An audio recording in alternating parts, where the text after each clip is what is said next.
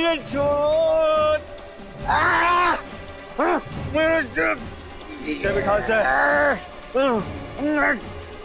नीचे बिठा। मुंह खोल इसका, मुंह खोल।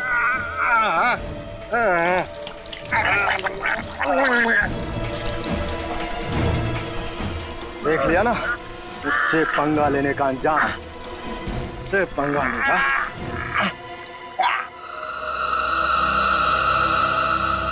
बॉस, ये उंगली एक लड़की की है जिसकी उम्र 22 से 25 साल के बीच में है। सर कोई और खास बात?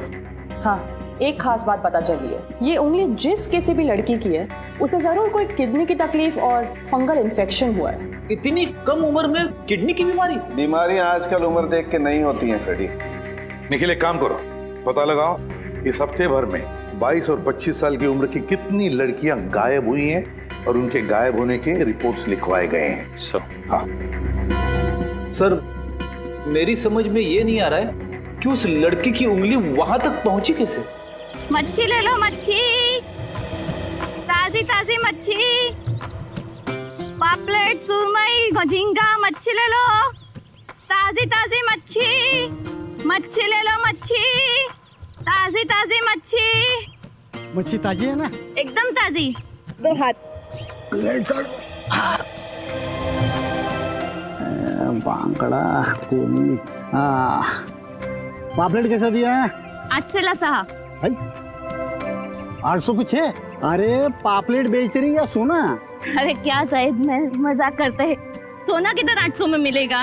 एकदम सही भाव है। ये 500 रख और सारी पापलेटें बांध दे। नहीं नहीं साहब, मेरा आदमी बहुत मेहनत करके मच्छी पकड़ के लाता है, ये भाव नहीं परवड़ेगा। ठीक है, ये 100 और 600 रख। चल ना आपका ना मेरा, 750 लूंगी।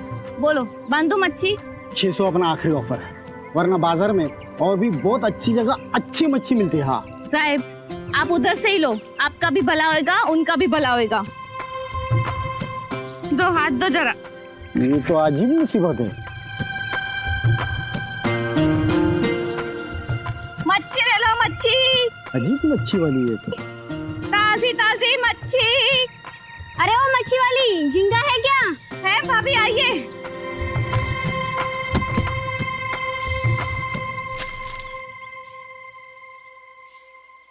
मच्छी ले लो, मच्छी। ओ ताई, यहाँ ना। आली आली, सिंगाड़ा है क्या? आहे आहे, हात दे मला। ये बघा,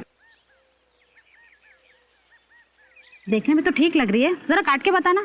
क्या मेम साहब, बाहर से जितना ताजा है अंदर से भी उतना ही ताजा है।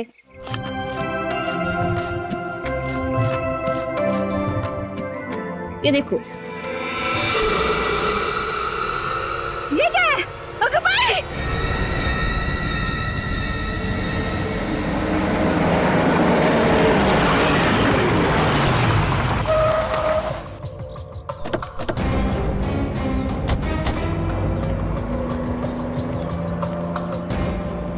आप ही ने फोन किया ना? जी, जरा इससे पूछिए, इस मछली में इंसान की उंगली कहाँ से आई? मुझे कुछ नहीं मालूम साहब, सच्ची मुझे कुछ नहीं मालूम।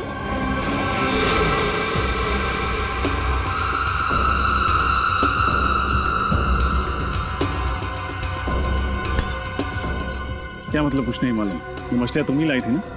जी साहब, 5 साल से मच्छियाँ बेच रही हूँ, पर आज तक ऐसा कभी नहीं हुआ साहब। ये मछलियाँ तुम्हारा पति पकड़ता होगा?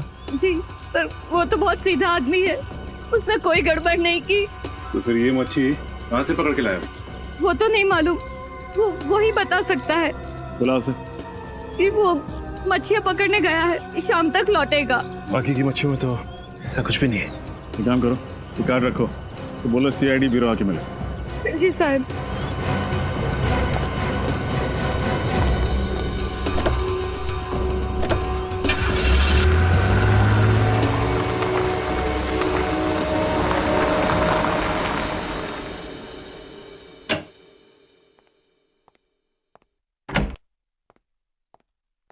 रेडी?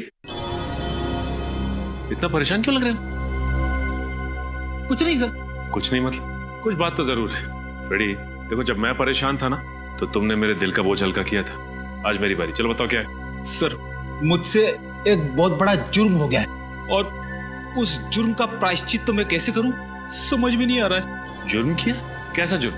कैसे बताऊं सर, बताते हुए भी शर्म आ रही है, खुद पे गुस्सा आ रहा है।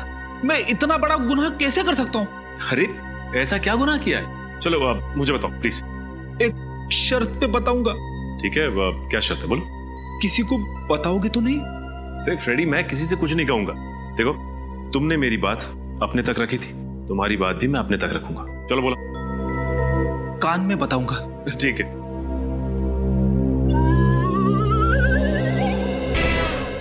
इतनी सी बात है, इस बात के लिए तुम अपने आप को गुनहगार कह रहे थे, मुजरिम कह रहे थे? अरे आप हंस रहे हो सर? एक शादीशुदा आदमी के लिए ये एक बहुत बड़ा गुनाह है, बहुत बड़ा गुनाह। आदमी खुद का जन्मदिन भूल जाए तो भी चलता है, लेकिन उसे कभी भी अपनी सासू माँ का जन्मदिन नहीं भूलना चाहिए। अब सारी बात समझ में आई मुझे। तुम अपनी सासू माँ का जन्मदिन भूल गए, राइट? और इस बात को लेके भाभी जी नाराज हो गई, राइट? नाराज? अरे सर, उसने मुझे घर का खाना देना बंद कर दिया है। पिछले 2 दिन से मैं बाहर का खाना खा रहा हूँ। पेट का बैंड बज गया है, बैंड। ये आवाज कैसे? अरे सर कुछ नहीं, फ्रेडी के पेट के रोने की आवाज है सर। फ्रेडी, तुम्हारे पेट के रोने की आवाज थी ये? माय गॉड, कितनी बार कहा है तुम्हें अपने खाने पीने का ध्यान रखो। अरे जाओ जरा दौड़ो, कसरत करो। क्या? चलो जाओ, मछुआरे को लेकर आओ जिसके मछली में से उंगली मिली थी। जाओ और दौड़ के जाओ।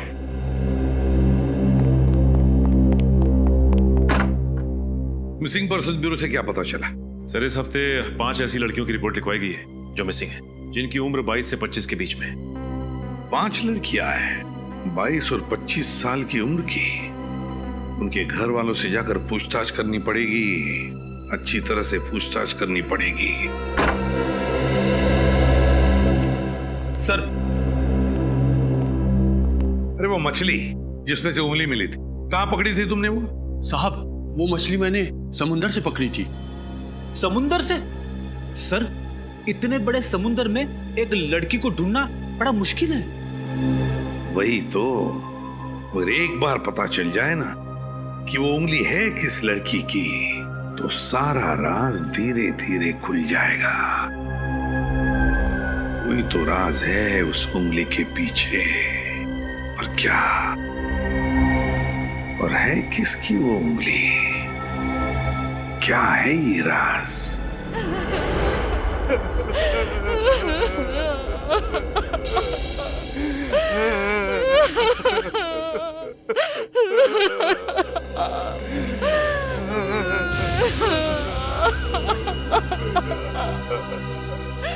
किरण की तो मौत हो गई। सर, हम तो किरण के बारे में जानकारी हासिल करने आए थे, लेकिन यहाँ तो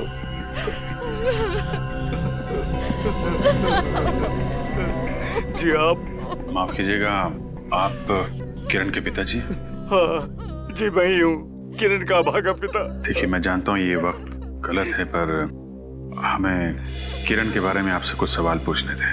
क्या आप पुलिस वाले? हम लोग सीआईडी से हैं। सीआईडी? सीआईडी से? पूछो, क्या पूछना चाहते हो? दरअसल हमें एक उंगली मिली है, कटी हुई उंगली, और हमें शक है कि वो उंगली आपकी बेटी किरण की है। देखिए, हमारी जवान बेटी अब इस दुनिया में नहीं रही।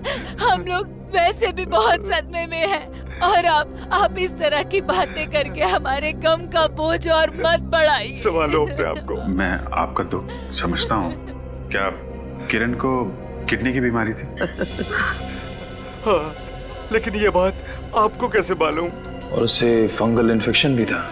जी, किडनी फेलियर की वजह से। देखिए, जिस किसी की भी ये उंगली है उसे ये बीमारी थी।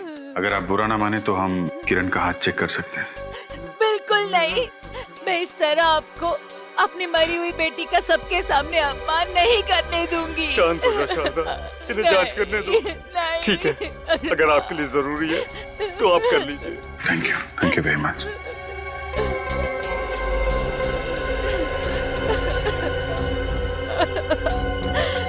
नहीं।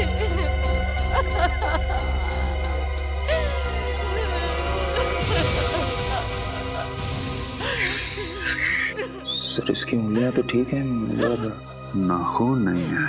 हाँ सर। किरण तो लापता थी, फिर ये आपको कब मिली? कल ही मिली हमें इसकी लाश आरके हॉस्पिटल के मॉर्ग रूम से। Morgue room? जी हाँ। देखिए, मैं जानता हूँ ये आपके लिए आसान नहीं है, पर हमें किरण की लाश फॉरेंसिक लैब ले जानी होगी जांच के लिए। बिल्कुल नहीं, शांत हो जाओ। आप ऐसा नहीं कर सकते। शांत हो किरण की लाश को फॉरेंसिक लैब भेजने का इंतजाम करो। आसान की ये उंगली किरण की नहीं है ना? हाँ बॉस, ये उंगली किरण की नहीं है। तो फिर किसकी है सर? ये उंगली किसी 50 से 55 साल के बुजुर्ग की है। लेकिन सर, आप ही ने तो कहा था कि ये उंगली किसी लड़की की है। हाँ कहा था, लेकिन उस वक्त मैंने सिर्फ नाखून के बलबूते पर कहा था। मगर सर, अरे यार गलती हो गई, मानते हैं हमसे गलती हो गई, हम भी इंसान है बॉस। हाँ हाँ सारंखे यार, मगर प्रॉब्लम ये है कि किरण के घर वाले उसका अंतिम संस्कार करने के लिए ले जाने वाले थे बॉडी। बहुत तकलीफ हुई थी अभिजीत और निखिल को जब वो वहां पहुंचे थे। I am sorry boss, really very sorry. लेकिन अब मैं कंफर्म हूं, ये उंगली किसी 50 से 55 साल के बुजुर्ग की है और उसे ब्लड कैंसर था। Blood cancer? हाँ सर, और उनको मरे हुए 4-5 दिन हो चुके होंगे। कुछ और पता चला? हाँ, ये देखो बॉस, ये उंगली बहुत बुरी तरह से कुचल गई है किसी भी वजह से। किसी एक्सीडेंट की वजह से? हाँ हो सकता है। लेकिन एक काम करो, किरण की बॉडी उसके घर वालों को सौंप दो और उनसे कहो कि हमसे गलती हो गई और हम माफी चाहते हैं। रजत, पता लगाना पड़ेगा किसी ऐसे आदमी का जिसकी उम्र 50-55 की है और जिसे ब्लड कैंसर है और जिसकी उंगली बुरी तरह से कुचल गई है एक्सीडेंट में। देखते हैं इस हॉस्पिटल से क्या पता चलता है। एक्सक्यूज मी, हम लोग सीआईडी से आपसे कुछ पूछताछ करनी है। सीआईडी? क्या बात है सर, किसी का खून हो गया क्या? हाँ, हमें ये पता करना है कि कुछ दिन पहले आपके हॉस्पिटल में एक 50-55 साल के बुजुर्ग अपना कैंसर का इलाज कराने आए थे क्या? सर, यहाँ सभी मरीज कैंसर का इलाज कराने ही आते हैं। आप किसकी बात कर रहे हैं सर? उन्हें ब्लड कैंसर था और एक हादसे में उनके हाथ का आगे का हिस्सा खराब हो गया था, इसीलिए उन्होंने ऑपरेशन भी कराया था उसका। अरे बाप रे, जिस इंसान को कैंसर था उसके साथ ही हादसा भी हो गया। जिंदगी भी ना पता नहीं कितना कष्ट देती है कई लोगों को। सर मैं चेक करके बताता। प्लीज। हाँ सर, आप ठीक कर रहे हैं। ऐसे ही एक बुजुर्ग की डिटेल है यहाँ पे। अच्छा, नाम क्या उनका? सर इनका नाम पुनीत नाम है सर इनका। एड्रेस क्या? सर 32 VRB रोड, ज्योति नगर। ज्योति नगर?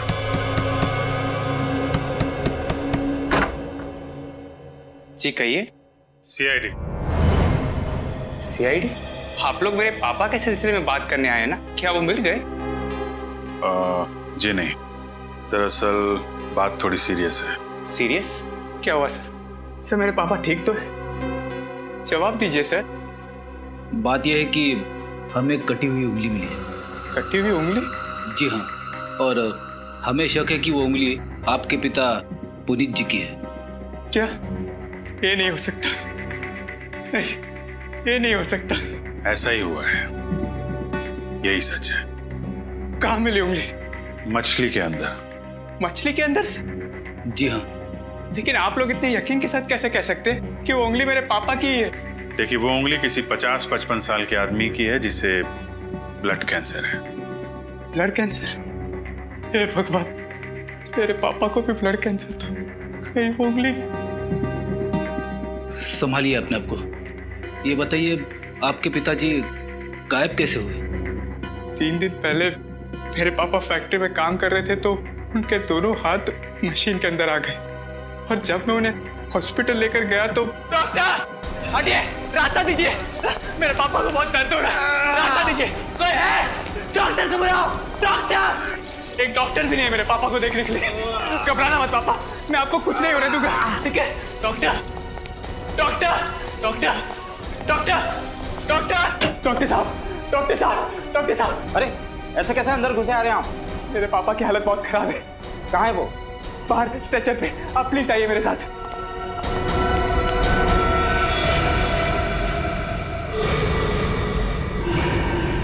कहाँ है आपके पिताजी? यहीं पे तो थे, कहाँ चले गए? ये कैसा मजाक है? ये मजाक नहीं डॉक्टर साहब, यहीं पे तो थे, मैं भी उन्हें स्ट्रेचर में लाया था। पापा, पापा, पापा, नर्स, मेरे पापा कहाँ हैं? मैं अभी उन्हें स्ट्रेचर पे लेके आया। नहीं, मैंने नहीं देखा आपके पापा को। नहीं देखा पापा।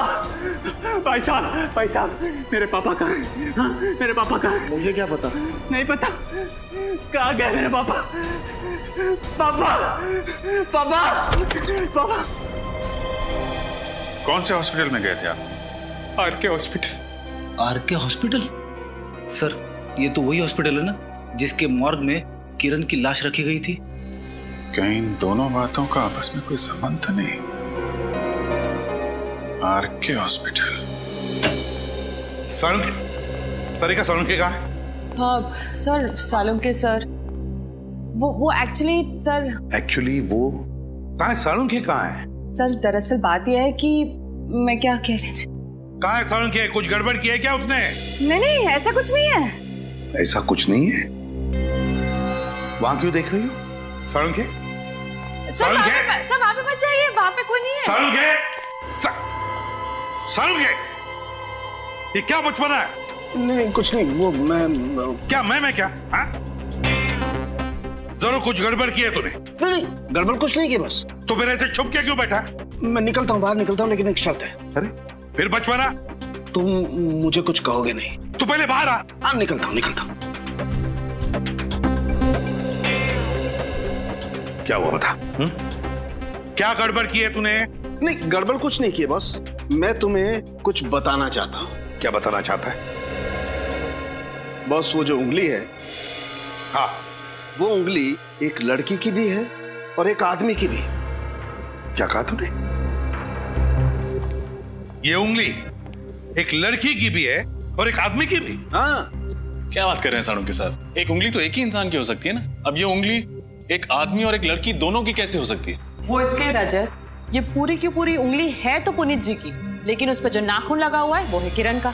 ये उंगली है पुनीत की, पर नाखून लगा है किरण का। मतलब तुम्हारे कहने का मतलब है कि नेल ग्राफ्टिंग किया है? एग्जैक्टली बॉस, यही मैं कहना चाहता हूँ बॉस। ये जो उंगली थी ये कुचली हुई थी और इस कुचली हुई उंगली पर किसी का नेल ग्राफ्ट किया गया है। नेल ग्राफ्टिंग का मतलब है अगर नाखून टूट जाए तो उसकी जगह पे ऑपरेशन के जरिए किसी और का नाखून लगवाना। अरे वाह, आज सूरज किधर से निकला भाई? आप मेरी इंसल्ट कर रहे हैं? अरे नहीं सालुंके, किसी भी ग्राफ्टिंग में, मेरा मतलब है ऑर्गन ग्राफ्टिंग में। चलो हम नेल ग्राफ्टिंग समझते हैं। अगर उंगली आदमी की है तो उसके ऊपर नाखून लगेगा आदमी का ही, और अगर लड़की की उंगली है तो उस पर नाखून लगेगा लड़की का, है ना? नहीं तो ये रिजेक्ट हो सकता है। बिल्कुल। तो फिर ये क्या है? वही तो मैं भी सोच रहा हूँ बॉस, ये क्या है? ये किस अनाड़ी डॉक्टर ने किया है? ऐसा तो कहीं होता ही नहीं है। मगर जो कुछ भी हुआ है आरके हॉस्पिटल में ही हुआ है, क्योंकि पुनीत भी गया था आरके हॉस्पिटल में और किरण की लाश भी मॉर्ग में थी आरके हॉस्पिटल में। तो गड़बड़ जो कुछ भी है उस आरके हॉस्पिटल में ही है। जी कहिए। मैं सीआईडी से हूँ। पुनीत जी के बारे में आपसे कुछ पूछताछ करनी है। पुनीत? कौन पुनीत जी? राहुल के पिताजी। ये राहुल, कुछ याद आया आपको?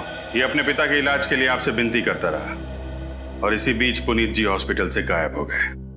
अच्छा, राहुल के पिताजी, इनकी बात कर रहे हैं आप? सर, वो हॉस्पिटल से कहाँ चले गए किसी को कुछ पता नहीं चला। कमाल, कैसा हॉस्पिटल है? एक घायल मरीज यहाँ से गायब हो जाता है और किसी को कुछ पता नहीं चलता? सर, पहले तो मुझे लगा कि वो मजाक कर रहा था, लेकिन जब बाद में पता चला तो सचमुच सर मुझे बहुत बुरा लगा। नहीं साहब, मैंने नहीं देखा। वो आदमी कहाँ गया? तुमने कुछ देखा कैसे नहीं? एक आदमी हॉस्पिटल से अचानक गायब हो जाता है और तुम कहते हो कि तुमने कुछ देखा ही नहीं।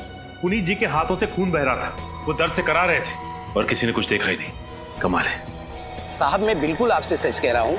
मैंने उन्हें अंदर आते हुए तो देखा था, पर बाहर जाते नहीं। वो इस गेट से बाहर नहीं गए। अगर इस गेट से बाहर नहीं गए तो क्या हॉस्पिटल में कोई और भी रास्ता क्या बाहर निकलने का? हाँ साहब, शायद वो दूसरे गेट से गए होंगे। दूसरे गेट से? अच्छा, उस गेट पे कोई वॉचमैन रहता है? जी साहब, वहाँ रघु नाम का वॉचमैन बैठता है। अच्छा, वो गेट किस तरफ है? साहब, उस तरफ है। तो आपने भी उस घायल आदमी को यहाँ से जाते हुए नहीं देखा? जी नहीं। कमाल है। एक्सक्यूज मी, मेरा नाम सारिका है। मेरे डॉक्टर राकेश का अपॉइंटमेंट है नेल ग्राफ्टिंग के लिए। 1 मिनट में। हेलो डॉक्टर, मिस सारिका आई आपसे मिलने के लिए। ओके डॉक्टर, आप जा सकती हैं। Thank you. यहाँ नेल ग्राफ्टिंग भी होती है? जी हाँ, नेल ग्राफ्टिंग होती है यहाँ पे। हो, लगता है पुनीत जी का ऑपरेशन यहीं हुआ होगा। आशा, कुछ पता चला? सर, नेल ग्राफ्टिंग का ऑपरेशन इस हॉस्पिटल में किया जाता है। इसका मतलब जो कुछ भी हुआ है इस हॉस्पिटल में ही हुआ होगा। हो सकता है सर। हाँ निखिल, ओके ठीक है, तुम हॉस्पिटल के पीछे वाले गेट पे रहो, मैं मिलता हूँ। तुम लोग जरा नेल ग्राफ्टिंग एक्सपर्ट से बात कर लो, मैं अभी आता हूँ। हाँ निखिल। सर ये रघु हैं, उस दिन गेट पे ड्यूटी पे यही थे, अभी सो रहे हैं। सर लगता है हमारे देश के आधे वॉचमैन को ही बीमारी है ड्यूटी पे सोने की। ये बीमारी कम हो जाएगी तो जुर्म भी कम हो जाएंगे। उठाओ इसे। हट हट। क्या यार, इतना अच्छा सपना देख रहा था, तूने बेवजह जगा दिया। अच्छा, क्या देख रहे थे सपने में आप? देख रहा था मैं हमारे देश के क्रिकेट टीम का कैप्टन बन गया। मैच चल रहा है और आखिरी बॉल पर जीतने के लिए 6 रन चाहिए। मैच खत्म। सीआईडी। माफ करना साहब। ड्यूटी पे सोता है? सोने की पुरानी बीमारी है साहब, छूटती नहीं। अगर फिर से ड्यूटी पे सोया ना तो सीधा जेल में जाएगा, समझा? नहीं साहब, दोबारा ऐसी गलती नहीं करूंगा। अच्छा ये बता, अभी 2-4 दिन पहले इस गेट से किसी बुजुर्ग आदमी को जाते हुए देखा जिनके दोनों हाथ से खून बह रहा था? हाँ साहब, उसे कैसे भूल सकता हूँ मैं। कहाँ जा रहे हैं? इलाज करवाइए ना। मुझे बहुत बुजुर्ग का याद आ गया। बाद में आऊंगा। उसके बाद वो दाएं तरफ की ओर चला गया। दाएं तरफ? दाएं तरफ क्या? दाएं तरफ शायद ऑटो स्टैंड की तरफ चला गया होगा वो। इधर आगे ऑटो स्टैंड है क्या? हाँ साहब। ठीक है, चलो देखते हैं। अरे सुनो, यहाँ इधर पीछे हॉस्पिटल से 2-3 दिन पहले एक आदमी आया था जिसके दोनों हाथ से खून बह रहा था। उसको तुमने देखा था क्या? नहीं, मैंने नहीं देखा। अरे सुनो भाई साहब, ये सामने वाली हॉस्पिटल से 2-3 दिन पहले एक आदमी आया था जिसके दोनों हाथों से खून बह रहा था। कहीं छोड़ा उसे अपने ऑटो में? अरे सुनो भाई साहब। जी साहब। ये सामने वाले हॉस्पिटल से 2-3 दिन पहले एक आदमी आया था जिसके दोनों हाथों से खून बह रहा था। उसे आपने अपने ऑटो में कहीं छोड़ा क्या? जी साहब, याद आया, मैंने तो उसे अपने ऑटो में बिठाया था साहब। उसके दोनों हाथों से इतना खून बह रहा था कि मेरी ऑटो के अंदर चारों तरफ खून ही खून हो गया और शाम को मुझे ऑटो धोना भी पड़ा अपना। कहाँ छोड़ा? कहाँ था उस आदमी को तुमने? साहब याद आया, पुष्पा रोड के पीछे ना एक पुरानी झील है, वहाँ छोड़ा था उसको। सर ऐसी हालत में एक आदमी इलाज कराने के बजाय पुरानी झील की तरफ क्यों जाएगा? ये बात तो है, जरूर कुछ ना कुछ होगा उस झील के पास में। अच्छा, जब उस आदमी को झील के पास छोड़ा था वहाँ पे कोई और आदमी भी था? नहीं साहब, वहाँ कोई नहीं था, बल्कि वो जगह ना एकदम सुनसान थी। मतलब जो कुछ भी हुआ है उस पुरानी झील के पास ही हुआ है। शायद किसी ने पुनीत को मार के उसमें डाल दिया और फिर उसकी उंगली उस झील के अंदर मछली के पेट तक पहुंच गई। मुझे कल तक तुम सबके असाइनमेंट्स चाहिए, ओके? सर प्लीज 1 हफ्ता और दे दीजिए। नो जिमी, जिंदगी में डेडलाइन की कुछ अहमियत होती है, उसका पालन करना सीखो। अरे आप लोग? जी हम लोग सीआईडी से। सीआईडी? जी हाँ सीआईडी। तुम लोग जाओ। कहिए मैं आपकी क्या मदद कर सकता हूँ? इस हॉस्पिटल में नेल ग्राफ्टिंग एक्सपर्ट आप ही हैं ना? जी हाँ। तो आप ये बताएंगे कि किसी आदमी की उंगलियों पे औरत के नाखून लगाए जा सकते हैं? वैसे तो लगाए जा सकते हैं, लेकिन ऐसा कोई करता नहीं। हम यहाँ लड़के के हाथ में लड़के के और लड़कियों के हाथ में लड़कियों के ही नाखून लगाते हैं। तो फिर आपने पुनीत के हाथों पर किरण के नाखून क्यों लगाए? कौन पुनीत और किस किरण की बात कर रही हैं आप? हम इस पुनीत और इस किरण की बात कर रहे हैं। ये पुनीत है और ये किरण। कुछ याद आया आपको? अरे ये तो... जी हाँ, लाश की फोटो है। नहीं, मैं इन दोनों में से किसी को नहीं जानता। देखिए आप झूठ मत बोलिए। ये पुनीत है जो अपने बेटे के साथ यहाँ पे आए थे, इनका एक्सीडेंट हुआ था। और ये किरण जो आपके हॉस्पिटल के मॉर्ग रूम में थी। देखिए इस हॉस्पिटल में सैकड़ों मरीज होते हैं, मैं सबके नाम तो याद नहीं रख सकता। मैं आपके सवाल के जवाब में इतना ही कहूंगा कि मैंने ऐसी नेल ग्राफ्टिंग कभी नहीं की। आपने नहीं किया तो इस हॉस्पिटल में किसी और ने किया होगा। मगर मेरे अलावा कोई भी डॉक्टर इस हॉस्पिटल में नेल ग्राफ्टिंग करना जानता ही नहीं। लेकिन आपके स्टूडेंट्स तो जानते हैं ना? मेरे स्टूडेंट्स? जी हाँ, आपके स्टूडेंट्स। उनका नाम नंबर चाहिए हमें। नाम और नंबर? जी हाँ। क्यों? उनकी खातिरदारी जो करनी है, और उसके लिए उन्हें ब्यूरो ले जाना होगा। देखिए, हमें अच्छी तरह से पता चल चुका है कि मिस्टर पुनीत की नेल ग्राफ्टिंग तुम में से किसी ने की है। बताओ, किसने की है? सर, हम लोग तो स्टूडेंट है, पढ़ाई करते हैं, हम ऐसे क्यों करेंगे? जीके हॉस्पिटल के नेल ग्राफ्टिंग सर्जन का कहना है कि उन्होंने इस तरह की नेल ग्राफ्टिंग बिल्कुल नहीं की। तो बचते हैं सिर्फ आप लोग। बोलिए, आप में से कौन है जिसने ये नेल ग्राफ्टिंग की? कौन है जिसने किरण की उंगलियों के नाखून पुनीत जी को लगाए? सर, अगर हमें नेल ग्राफ्टिंग करनी होती तो हम लड़की के नाखून पुनीत जी को क्यों लगाते? ये तो हमारे उसूलों के खिलाफ है सर। वो इसलिए क्योंकि उस वक्त किरण की लाश भी तुम्हारी हॉस्पिटल के मॉर्ग रूम में पड़ी हुई थी। तुम लोगों ने सोचा कि क्यों ना किरण के ही नाखून लगा दिए जाए। अरे क्या हुआ, तुम्हें तो बड़े पसीने आ रहे हैं। लो पहुंच लो। ऐसी तो कोई बात नहीं है। रेडी? इसे सिर्फ पसीना ही नहीं आ रहा है, इसके तो हाथ भी कांप रहे हैं। नाम क्या है तुम्हारा? जिमी। जिमी, कहीं ये नेल ग्राफ्टिंग तुम्ही ने तो नहीं की? नहीं सर। देखो जिमी, झूठ मत बोलो। झूठ बोलना भी एक अपराध है, समझे? सर माफ कर दो सर, गलती होगी। पुनीत अंकल की नेल ग्राफ्टिंग मैंने की थी। जिमी, तुम ऐसा कर भी कैसे सकते हो? मैं क्या करता, मैं मजबूर था।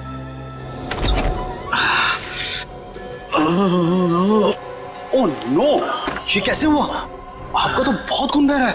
काम करते वक्त बेचारे का हाथ मशीन में आके बेटा उंगलियों के नाखून खराब हो गए। अंकल, अगर नाखून खराब हो गए हैं तो हो सकता है नेल ग्राफ्टिंग करानी पड़े। पर बेटा, इसमें तो बहुत खर्च आएगा।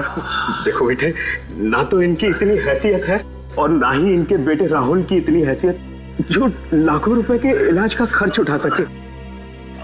देखिए अंकल, मैं 25-30 हजार तो दे सकता हूँ, लेकिन उससे ज्यादा नहीं बेटा, तुम गलत समझ रहे हो। हमें पैसे नहीं चाहिए। तुम्हें नेल ग्राफ्टिंग आती है ना? हाँ अंकल। बस बेटा, हम ये चाहते हैं कि तुम मेरी उंगलियों को नाखून लगा दो। नहीं अंकल, आप तो जानते हैं ना कि मैं पढ़ाई कर रहा हूँ, और अंकल मुझे ये सब करने की अनुमति नहीं है। नहीं बेटा, हमें पूरा विश्वास है कि तुम ये कर सकते हो। नहीं अंकल। हाँ बेटा, और फिर तुम डॉक्टर लोगों की भलाई के लिए तो बन रहे हो ना? हाँ अंकल, पर मना मत करना। अगर मेरा हाथ बेकार हो गया तो फिर मैं खर्चा कैसे चला पाऊंगा बेटा?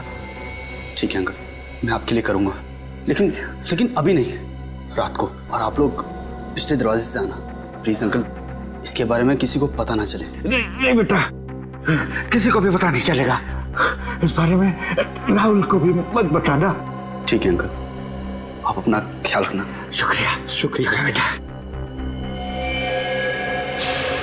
सर, पुनीत अंकल राहुल को ये बात इसलिए नहीं बताना चाहते थे क्योंकि वो जानते थे कि इलाज के लिए पैसा ना होने की बात सुनकर राहुल बहुत उदास हो जाएगा, डिप्रेस हो जाएगा। फिर भी तुमने ये गलत काम किया है। अपने डॉक्टरी ज्ञान का गलत फायदा उठाया तुमने। सर, मैं क्या करता? जिन हाथों ने मुझे बचपन में झूला झुलाया, चोट लगने पर मरहम लगाया, सर जिन हाथों ने मुझे भूख लगने पर खाना खिलाया, उन हाथों को खून से लहूलुहान कैसे छोड़ देता? सर, मैं पुनीत अंकल के साथ ऐसा कैसे कर सकता था सर? ठीक है, फिलहाल आप लोग जा सकते हैं। जरूरत पड़ने पर हम आपको फिर बुलाएंगे। जी सर। पुनीत जी हॉस्पिटल से सीधा पुरानी झील की तरफ गए थे। उन्हें अब झील के आसपास ही तलाशना होगा।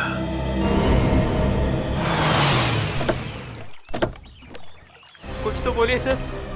सर आप कुछ बोलेंगे नहीं तो मेरी कुछ समझ में नहीं आ रहा है सर। कहाँ आ गए सर?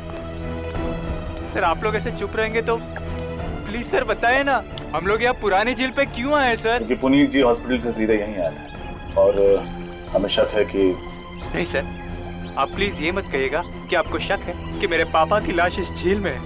मेरे पापा जिंदा है सर। मेरा दिल कह रहा है कि उन्हें कुछ नहीं हो सकता, उन्हें कुछ नहीं हो सकता है सर। मैं भी यही उम्मीद करता हूँ। आप लोग तलाशी शुरू कीजिए।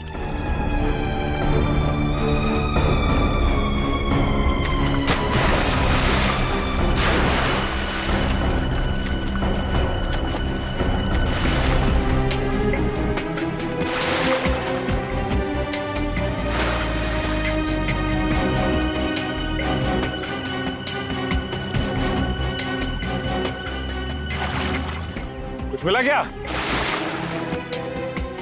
सर कुछ भी नहीं है। मैंने कहा था ना सर, मेरे पापा बिल्कुल ठीक है, पापा बिल्कुल ठीक है। देखो राहुल, जब तक अच्छी से तलाशी नहीं ले लेते कुछ कहा नहीं जा सकता। ढूंढो और ढूंढो। सर चाकू मिला है। चाकू लेके आओ।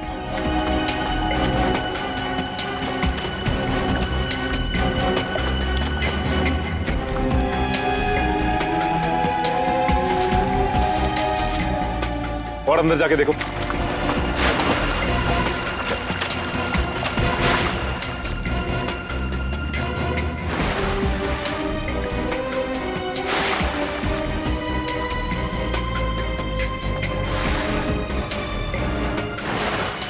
सर यहाँ लाश है सर। लाश? लाश? लाओ बाहर लेके आओ। ए जल्दी आओ। चलो पकड़ो, लाश निकालो।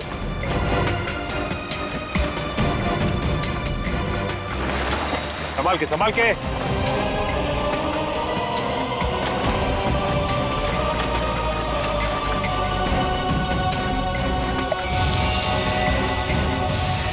पापा, पापा, ये नहीं हो सकता। आप मुझे छोड़ के नहीं जा सकते। संभालो अपने आप को। वादा कीजिए सर, जिस इंसान ने मेरे सर से मेरे पापा का साया हटाया है, आप उसे जिंदा नहीं छोड़ेंगे। प्लीज वादा कीजिए सर।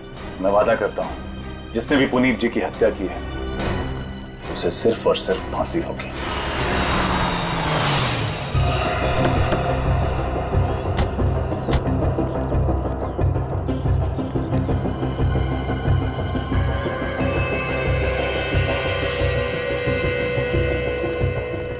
आप लोग साहब? हम लोग सीआईडी से, यहाँ के मैनेजर या मालिक जो कोई भी है जल्दी बुलाओ उन्हें। जी साहब।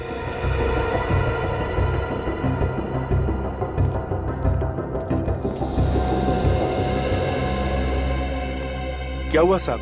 मैं इस फैक्ट्री का मालिक हूँ हरीश, और ये है यहाँ के मैनेजर दिलीप। मिस्टर हरीश, आपके फैक्ट्री में पुनीत नाम का एक आदमी काम करता था। हमें उसकी लाश पुरानी झील में से मिली है। लाश? जी हाँ, लाश। जिस दिन उसकी मौत हुई ठीक उसी दिन आपकी फैक्ट्री में काम करते हुए उसका हाथ किसी मशीन में आ गया था ना? हाँ साहब, आया था साहब। लेकिन साहब इसमें मशीन की कोई गलती नहीं है। पुनीत खुद ही बहुत लापरवाही से काम करता था साहब। बिल्कुल नहीं साहब, हमने पुरानी मशीनें बदलने के लिए इन्हें कई बार कहा, इन्होंने एक भी नहीं सुनी। अब इसका नुकसान तो हम मजदूरों को उठाना पड़ता है साहब। साहब ये झूठ बोल रहा है। मेरे पास सारी मशीनों की रसीदें हैं, आप खुद चेक कर लीजिए। मशीनों को ज्यादा साल नहीं हुए। वो तो हम बाद में देख लेंगे। फिलहाल हम लोग यहाँ पे पुनीत के खून के बारे में जानने आए हैं। क्या पुनीत का खून हुआ? हाँ खून। पहले किसी ने पुनीत को चाकू से मारा और फिर उसकी लाश को झील में फेंक दिया। पर साहब ऐसा क्यों करेगा कोई? और पुनीत की किसी के साथ कोई दुश्मनी भी नहीं थी। दुश्मनी थी ना, गगन के साथ। अब मुझसे? हाँ साहब, गगन ने पुनीत से 5,000 रुपए लिए और उसके बार बार समझाने के बावजूद भी ये उसके पैसे वापस नहीं कर रहा था। ये सच है साहब कि मैंने 5,000 रुपए पुनीत से उधार लिए थे, मगर 5,000 रुपयों के लिए मैं पुनीत का खून क्यों करूंगा? क्यों नहीं? तुमने सोचा होगा कि पुनीत को मारकर वो पैसे वापस लौटाने ही नहीं पड़ेंगे। ये क्या बकवास है, सरासर झूठ है साहब। मैंने इनके ऊपर इल्जाम लगाया ना साहब, तो ये लोग उल्टा मुझे ही फंसा रहे हैं साहब। अच्छा, पहले ये बताओ कि जब पुनीत गायब हुआ उस दिन उसका बर्ताव कैसा था? साहब वो काफी परेशान सा था और घबराया हुआ था साहब। परेशान था, घबराया हुआ था, क्यों? उसकी वजह तुमने जानने की कोशिश नहीं की? हाँ, मैंने उससे कई बार जानने की कोशिश की, लेकिन उसने मुझे कुछ नहीं बताया। आप लोगों को मालूम है पुनीत की परेशानी की वजह क्या थी?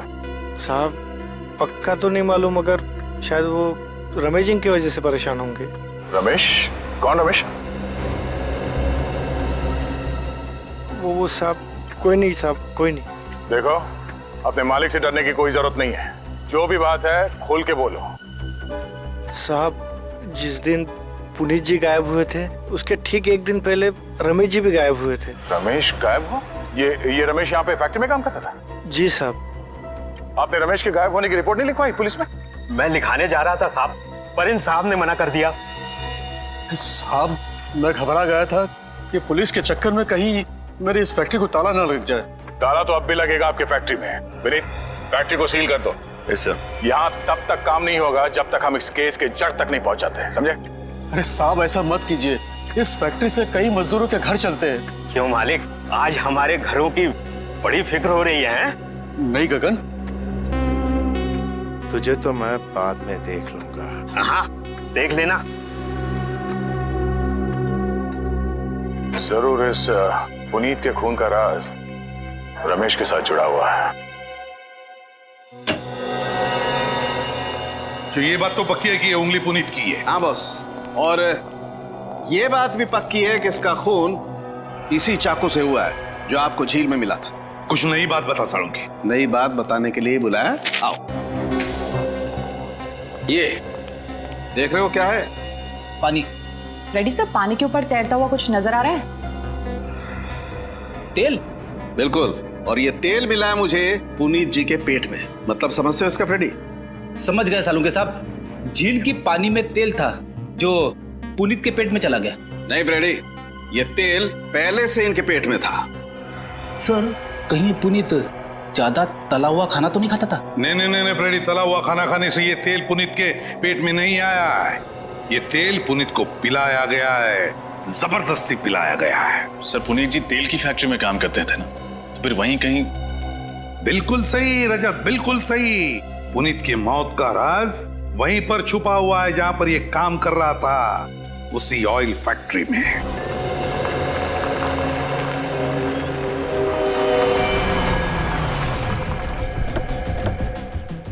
विनीत, तुम यहां पे देखो, मैं वहां देखता हूं।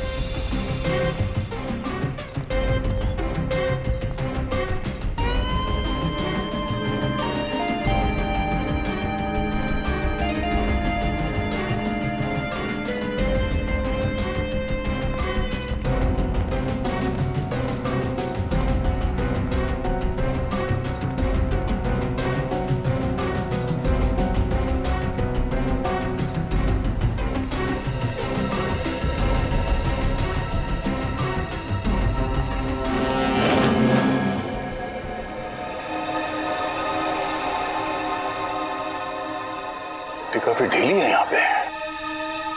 विनीत!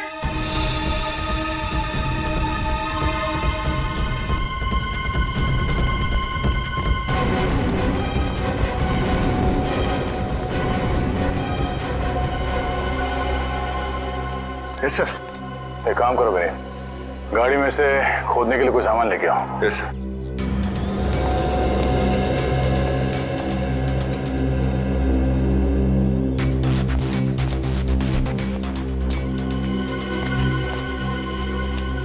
प्लीज खोदना शुरू करो।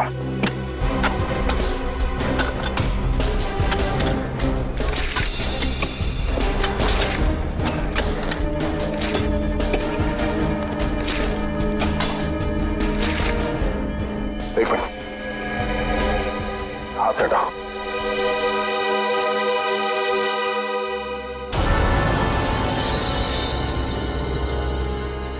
सर, कहीं ये रमेश की लाश तो नहीं?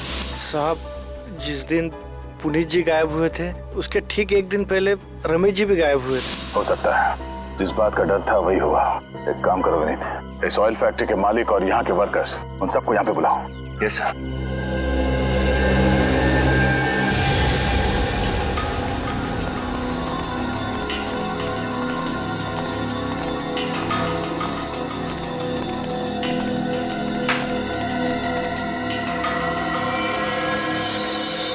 साहब, ये तो रमेश है। रमेश की लाश को यहाँ गाड़ रखा है और हम में से किसी को कुछ खबर नहीं। तो मिस्टर हरीश, क्या कहना है आपका?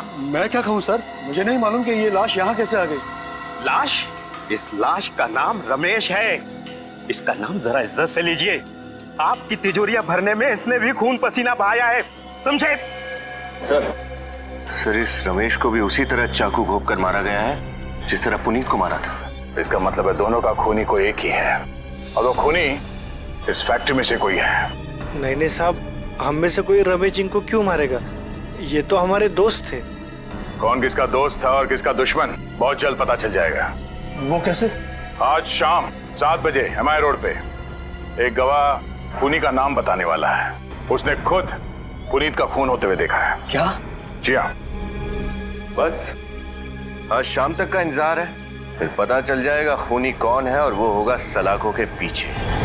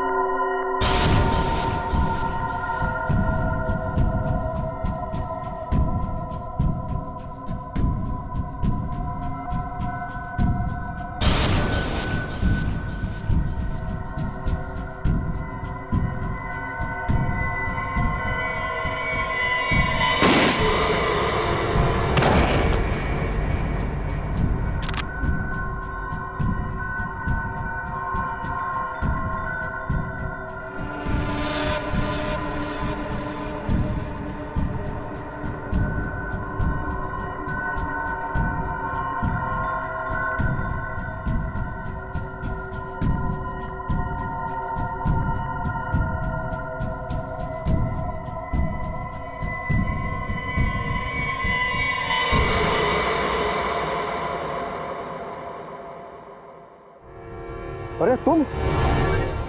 हाँ मैं। तुम जिंदा हो? तुमको क्या लगा मैं मर गया? ये सब बुलेट प्रूफ जैकेट का कमाल है। ये देखो।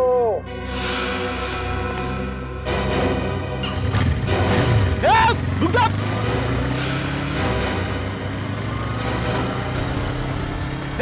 रुक जा! सर, जल्दी जल्दी!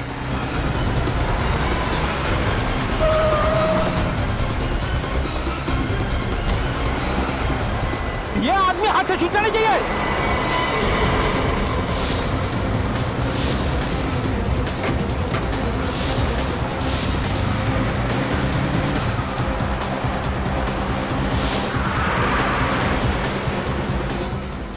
सर, ये तो हाईवे की तरफ भाग रहा है। हाईवे तक पहुंचने से पहले ही फोन कर लेंगे पड़ी।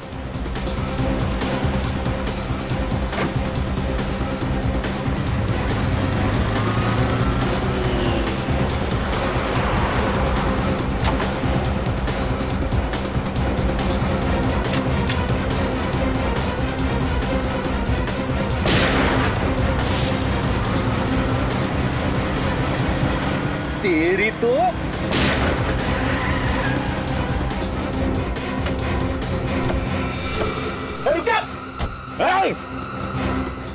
घूंघट तो उतार। ओ, तुम हो।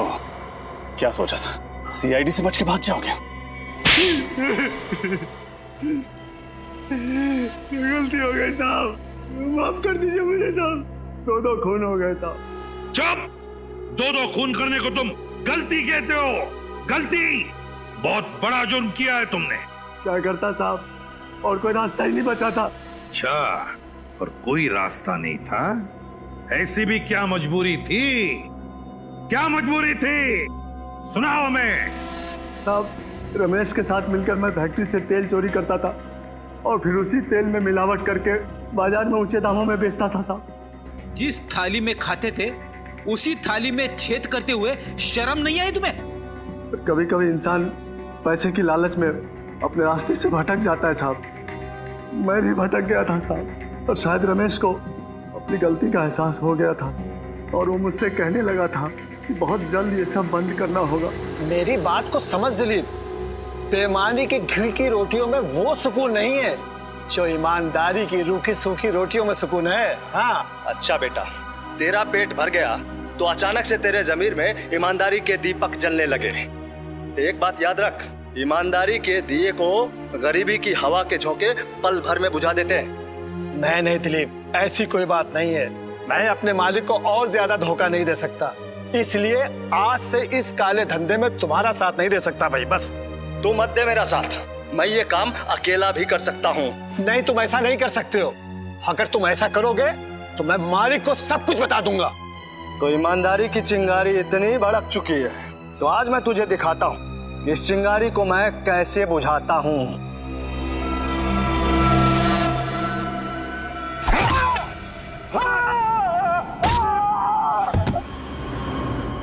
चलो ले चलो इसे, ले चल।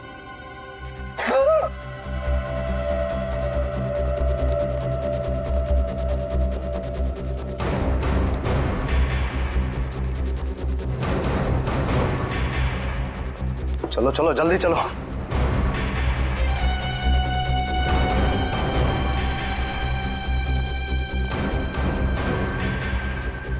संभालो संभालो संभालो, जल्दी आ जाओ, जल्दी जल्दी करो, कोई देख ना ले।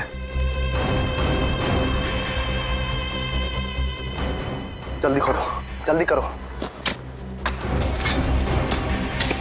कोई देख लिया तो मुसीबत हो जाएगी। जल्दी करो, इधर से खोदो, खींचो इसे।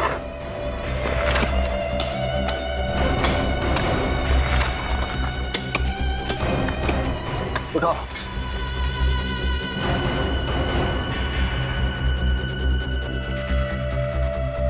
डाल दो, कोई देख लेगा तो मुसीबत हो जाएगी।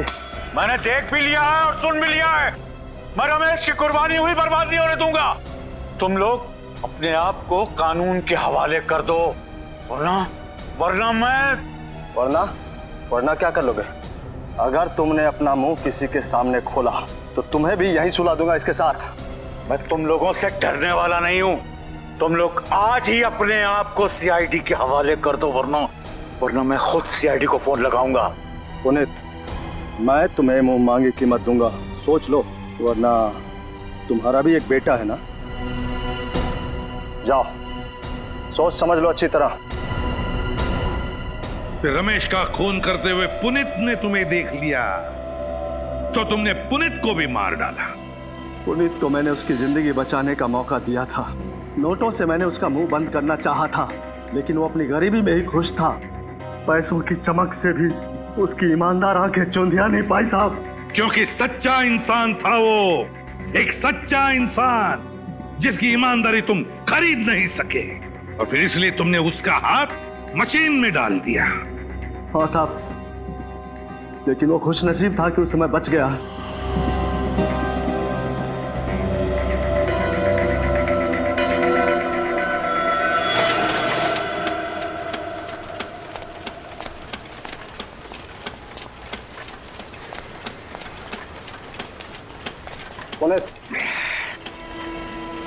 तो फिर क्या सोचा तुमने?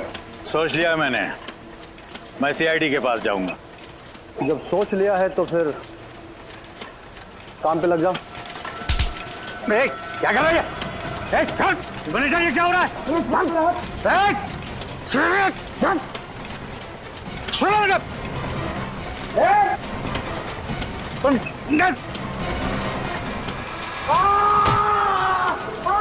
चलो चलो चलो, भागो, छोड़ दो, भागो।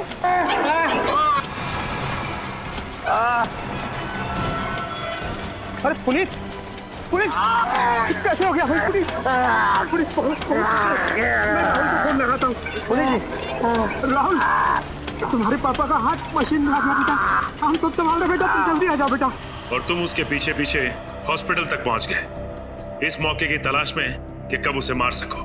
हाँ साहब, और वो मौका मुझे मिला पुरानी झील के पास, जहाँ पुनीत आया था वो चाकू लेने, जिस चाकू से मैंने रमेश का खून किया था, और वो चाकू लेकर आपके पास आने वाला था। इसीलिए मैंने उसी चाकू से उसका भी खून कर दिया, और फिर सबक सिखाने के लिए मैंने उसके मुंह में वही तेल डाल दिया। छोड़ दे। नीचे ले इसको, नीचे बिठा, वो खोल इसका।